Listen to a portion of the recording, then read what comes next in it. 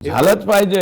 नाही नाही, परत कोणाची हिंमत नाही झाली पाहिजे असं करायला. एखाद्या कोणाही गरीबाचं, ते किती गरीब जातीचा असो, कोणता असो, जात पात धर्म हे सोडून द्यावं बाजूला. तुम्ही किती गरीबाचं झालं तरी त्याच्या पाठीमागे उभं राहिलं पाहिजे. अगदी एक महत्त्वाचा प्रश्न आहे की तुम्ही काल परवा एक वक्तव्य जे केलं त्याच्यावरून तुम्ही दिलगिरी व्यक्त केली आणि तुम्हाला माहिती आहे की प्राजक्ता माळींनी पण म्हटलं की दादा तुम्ही दिलगिरी व्यक्त केली तर मी हा प्रश्न म्हणजे आता ह्याच्या पुढे मी काय जाणार नाही आहे. पण तुम्ही इथे म्हटलं होतं की इव्हेंट मॅनेजमेंट पॉलिटिक्स बीड जिल्ह्यामध्ये मोठ्या प्रमाणात काय आहे ते? हे फक्त परळीमध्येच तुम्हाला पाहायला मिळेल. कोणताही वरिष्ठ नेता यायचं म्हणलं की इव्हेंट मॅनेजमेंटमध्ये असं इव्हेंट दाखवायचं, असं इव्हेंट दाखवायचं, हे काय हेच त्याचे करते करविते वाल्मिकांना. म्हणजे प्रत्यक्ष कामापेक्षा इव्हेंट मॅनेजमेंटवर 10 पट खर्च नाही तर 100 पट. जे कोणी नेता यायचं असेल, अजितदादा यायचं असेल तर अजितदादालाच अजितदादाचा फोटो असा बघावा लागेल, इतका उंच लावायचा. आता एवढ्या उंच फोटो लावून काय होतं, पण ते काय हे वरिष्ठ मंडळीत सुद्धा ते लय पटतो. अरे क्या मेरा फोटो है, क्या ऐसा है वैसा है, आणि न्यायचे तिथं दाखवायचं. हम कैसे करेंगे, ते बोरनाळे आणायचे, फुलं असे उधळायचे त्या ह्याच्यातून प्रेशर पंपातून. हे इव्हेंट असला भारी इव्हेंट करायचं की वा धनंजय फारच सुंदर कार्यक्रम झाला, वरिष्ठांनी म्हणायचं. अरे पण ते इव्हेंट मॅनेजमेंटमध्ये जनता आहे का नाही नीटनाटकी, लोक काय आहेत, हे वागत आहेत काय.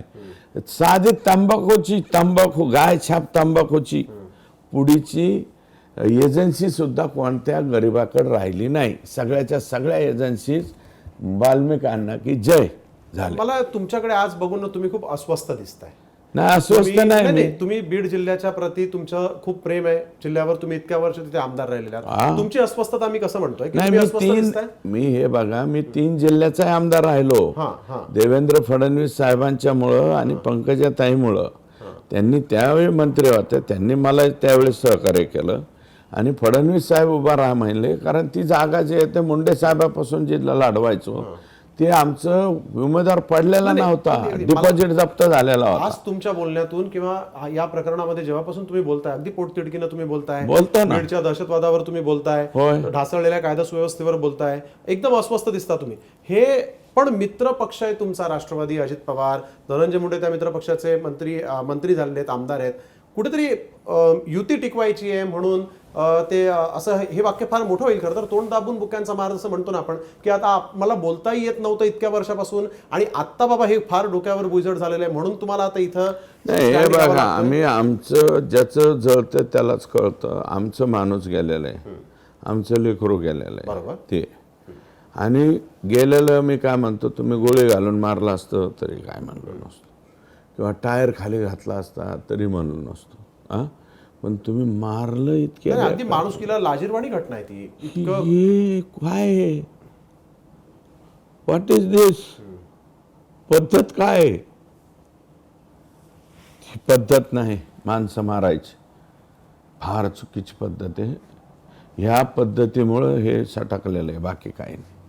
आणि मग काय करायचं राजकारण, आणि कशाचे आमदारकी, कशाचं काय, कुठला पालकमंत्री आणता आणि कुठलं काय आणतं, कशाला पाहिजे.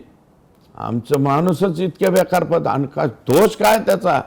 फक्त एका दलित समाजाच्या लेकराची जीव वाचवायला गेला म्हणून त्याला मारू नका बाबा, तुम्ही थोडं थांबा, एवढं म्हणलं म्हणून जर ह्या पद्धतीने 4 तास त्याला 6 माणसं मारता, बदा बदा बदा, पाणी मागितलं तर दुसरंच काहीतरी तोंडात वाटता, आणि त्याचे व्हिडिओ कॉल करता, बघा ह्याला आम्ही कसे मारतो.